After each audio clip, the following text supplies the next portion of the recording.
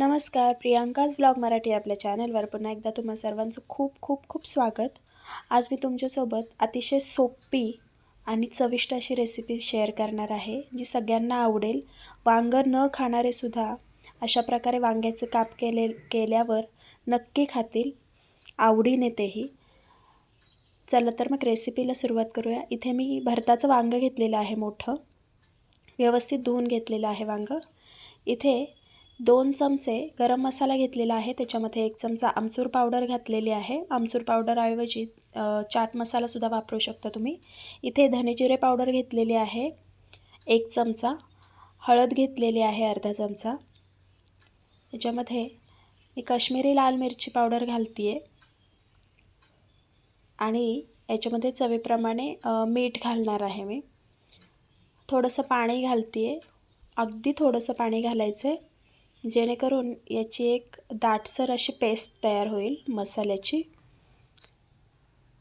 आपल्याला पाणी असं थोडं थोडं करून घालायचं आहे, आपल्याला दाटसर अशी पेस्ट करायची आहे. याची अशी पेस्ट तयार झालेली आहे छान. आता याच्यामध्ये थोडीशी कोथिंबीर घालते बारीक चिरलेली. हे सुद्धा व्यवस्थित एकत्र करून घेते. छान व्यवस्थित एकत्र झालेलं आहे. आता धुवून ठेवलेलं वांगं जे आहे त्याचे काप करून घेते मी. मध्यम आकारामध्ये मध्यम अशा जाडीचे आपल्याला वांग्याचे गोल काप करून घ्यायचे आहेत. वांगं आधी कापून ठेवलं तर ते काळं पडतं, त्याच्यामुळे आधी मसाला तयार करून घ्यायचा आणि त्याच्यानंतर वांग्याचे काप करायचे आहेत. वांग्याचे काप केल्यानंतर ते पाण्यात घातल्यानंतर ते सुकवण्यासाठी खूप वेळ लागतो, त्याच्यामुळे वांगं व्यवस्थित धुवून घ्यायचं आणि मगच ते चिरून घ्यायचं आहे. अशा प्रकारे मी एकसारखे काप करून घेते वांग्याचे. इथे तयार झालेले आहेत वांग्याचे काप. वांगं कापून तयार झालेलं आहे. आता या मसाल्यामध्ये हे अशा प्रकारे एक एक वांगं घेऊन तयार मसाल्यामध्ये मी असं मॅरिनेट करून घेते. आपल्याला हा मसाला व्यवस्थित असं या वांग्याच्या कापांवर लावून घ्यायचा आहे आणि सगळे अशाच प्रकारे तयार करून घ्यायचे आहेत वांग्याचे काप. सगळ्या वांग्याच्या कापांना मॅरिनेशन करून ठेवते आता मी. ते सगळे असे तयार झालेले आहेत. दोन्ही बाजूंना मॅरिनेशन मसाला व्यवस्थित लागलेला पाहिजे. आता इथे मी 1 वाटी बारीक रवा घेतलेला आहे. याच्यामध्ये थोडंसं मीठ घालून घेते चवीप्रमाणे आणि थोडंसं काश्मीरी लाल मिरची पावडर घालते. आता हे एकत्र करून घ्यायचं आहे. रवा जर जाड असेल तर तो मिक्सरला एकदा फिरवून बारीक करून घ्यायचा आहे, जेणेकरून रवा असा कचकच लागत नाही, म्हणून बारीक रवा वापरायचा. इथे मी गरम करायला ठेवलेला आहे तवा गॅसवर.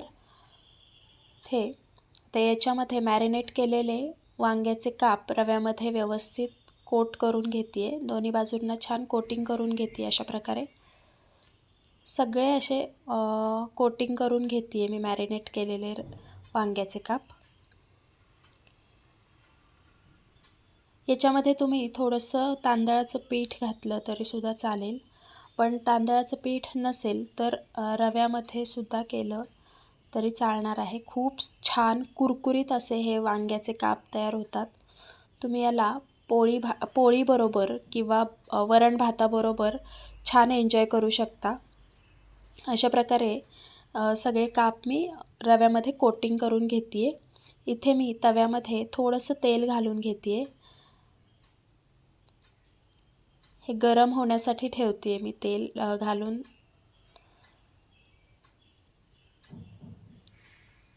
ते छान गरम झालेलं आहे तेल. आता आपले वांग्याचे हे काप तयार आहेत तळण्यासाठी. तर आपण असं तव्यावर शॅलो फ्राय करून घेणार आहोत. मंद आचेवर हे वांग्याचे काप छान असे फ्राय करून घ्यायचे आहेत. मस्त असे हे 10 ते 12 मिनटात छान तयार होतात.